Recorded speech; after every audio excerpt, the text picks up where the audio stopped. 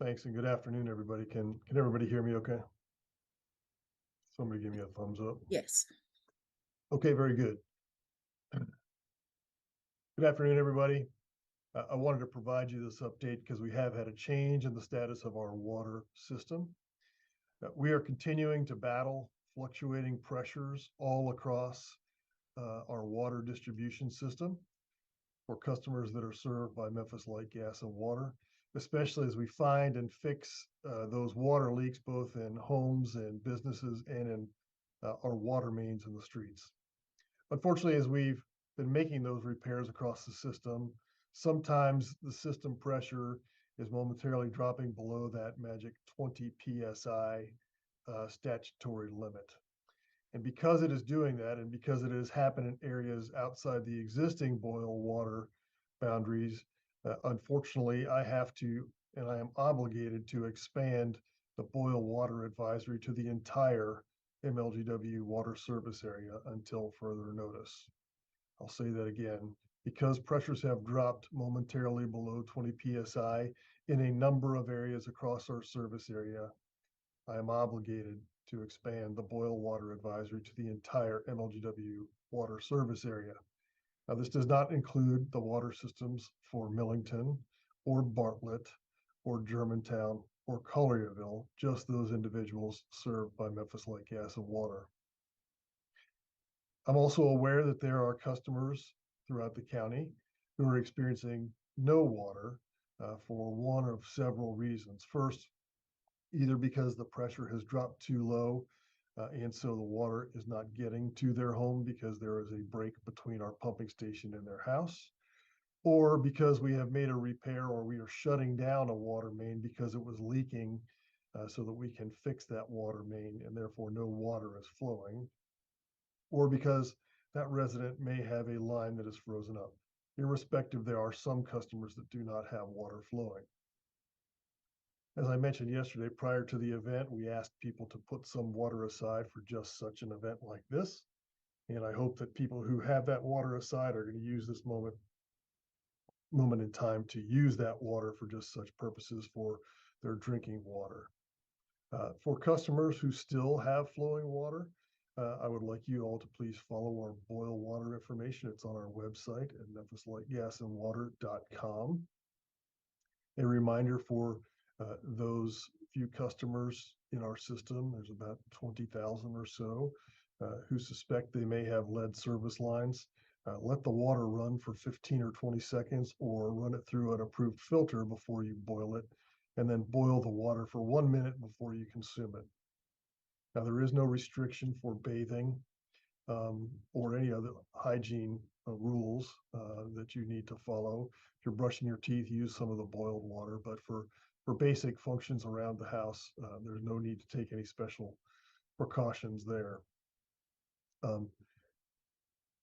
For customers who do not have water and who need some drinking water, the Shelby County Emergency Management Agency has coordinated 2 distribution points for today. They're going to start at 2 p.m. and they'll go till 4 p.m. or until the water is distributed. The first is at Shelby County Fire Station number 62, and the address for that is 4647 Forest Hill, Irene. That's in Memphis, 38125.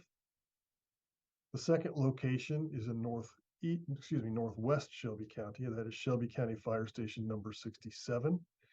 Location is 944 North Haven Drive in Memphis, Tennessee, 38127.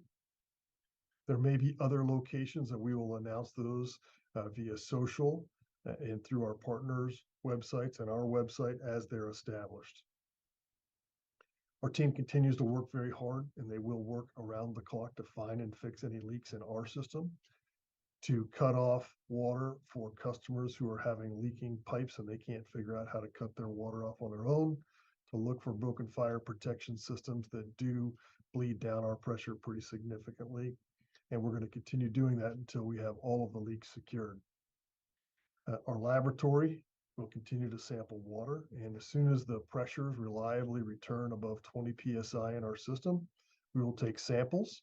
Those samples will be processed in our laboratory. The results take between 18 and 24 hours because they are essentially cultures. Once we get the results back of any negative issues with the water, we will send that to the Tennessee Department of Environment Conservation for the all clear. So that will take some time. Asking everybody's patience as we navigate our way through this over the next few days. The temperatures I know are going to get cold again, so it likely may cause some additional breaks. I wish I could say we were completely clear of this, but we are not. We will be working on this for the next few days. So it is our firm desire to get us back to normal operations as quickly and as safely as we possibly can. So with that, I'll open it up and take any questions that individuals may have. Lucas. So I know you said that you're going to be working on this for about the next couple of days. Is there kind of a firm ETA or deadline that you're looking at for when this boil advisory will be lifted for the rest of the city? No, as I said, I cannot predict that. We are still finding leaks. There are still new leaks emerging.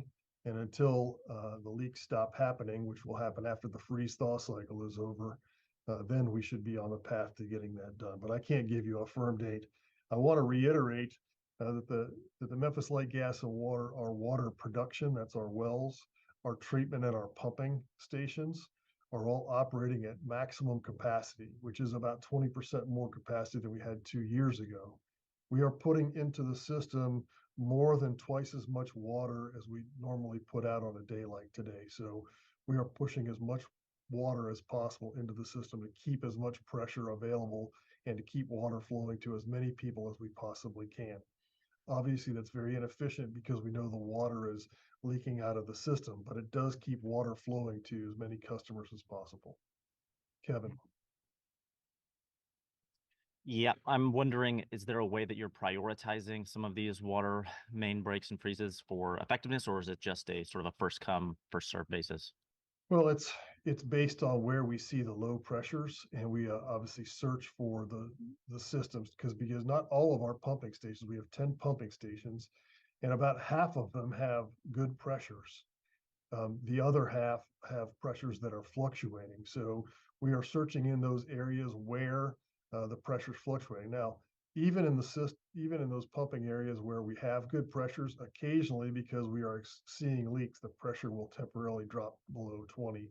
That's why I have to cover the entirety of the area. But certainly our number one priorities are to make sure the hospitals can continue to operate. There's great partnerships with Shelby County EMA and with the Memphis Fire Department and a number of providers to make sure they have water for their boilers, which is essential for a number of functions they have. That is a top priority to make sure that they can continue to function. Ian. How many water main breaks have you guys dealt with so far, and how many are you currently working on right now? And can you give us the location of a few of those? I will have to get back to you with the location of a few. As of an hour ago, we had completed 49 repairs, and we had another 10 or 12 that were underway at the moment. I'll have to have my team send you some of the locations. Any other questions? Okay, Lucas. I was wondering if there was kind of when you guys realized that this would have to expand to the whole city today, kind of what time that was, um, as well as if there was a specific break when that kind of occurred to you that you would need to expand that boil advisory. No, it's been within the last hour or two. We monitor the system on a real-time basis. We're monitoring all 3,900 miles of water distribution system, all 255,000 customers. We have hundreds of pressure reading points all across the county, and we are trying to balance with all of our pumping stations, turning the pumps up to get more pressure out there, balancing the amount of water that we have in our reservoirs to ensure that we never run them dry. So it's a physics problem. How much do we pull out of the ground? How much can we pull out of the ground physically? How much do we put into the reservoir after it's treated, and how much do we push out into the system? So what I've been telling you is I'm actually pushing more water into the system than I can actually produce. At some point, I have to back that down so that I can refill the reservoirs. So it's been, I called the presser as soon as I knew I needed to do this. So whenever you got the notification, it was likely 15 to 30 minutes before that when we made the determination. Okay, Ian, go ahead. Yeah, you briefly talked about the hospitals. Just yesterday, we had two major hospitals under the boil water advisory. What does that look like in supporting them and helping them and giving them the resources they need to continue normal operations? You know, I know some of the hospitals are like holding off on elective surgeries and only doing emergency surgeries, but what kind of resources exactly are you providing or working with the emergency management to give them? Sure. Well, there's an entire organization called the Shelby County Emergency Management Agency, and there's a subsidiary organization that's the Hospital Emergency Management Coalition, and they are responsible for providing all of the logistics support for hospitals to operate. The number one thing that MLGW can do is to get out there and find and fix those leaks and make sure that we push as much water with our pumping stations as we possibly can. So, but what it looks like is for some of the hospitals, there are tanker trucks of water that come. That's non-potable water. That's water that allows their boilers to continue to operate. And then they do things like you said, hold off on precautionary, or excuse me, on elective surgeries and bottled water for patients. Healy. Hey, I heard you share the number of total water main breaks so far. Could you also share the total number of tickets from customers? I know you said at least Yes. 1,000 yesterday. I said at least what yesterday? 1,000 yesterday? Yeah, that's 1,000 was the number of total tickets we were working out there for no water, low water, and breaks. So I'm sure it's higher today, but I'll see if I can get that number for you. And I'll validate the I know 49 was the most recent number I saw of completed breaks, and 10 to 12 that we're currently working out there. This morning I heard that overnight we had worked about 700 tickets for a residential either low water, no water, or breaks. So that number is going to continue to go up. Any other questions?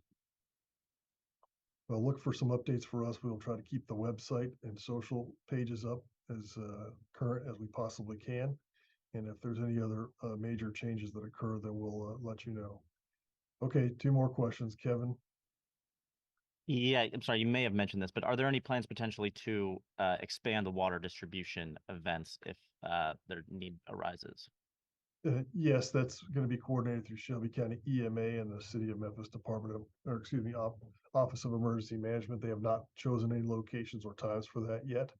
The two that we're having, one in Southeast Shelby County and one in Northwest Shelby County, are being coordinated by those agencies. And as soon as we know if there is a new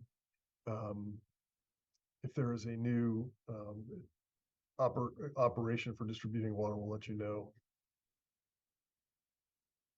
And I saw Shay, you asked, yes, if the temperatures drip below, I realize we're doing two things. We're asking you to conserve water. We're asking you to boil water, but also I don't need any more leaks out there. So dripping your water is a necessary evil during the low temperatures in order to keep your pipes from freezing. So yes, go ahead and continue doing that.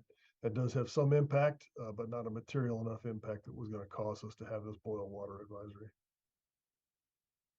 Okay, seeing no other questions, I appreciate your time. Thank you guys for joining us on short notice, and we'll keep you posted.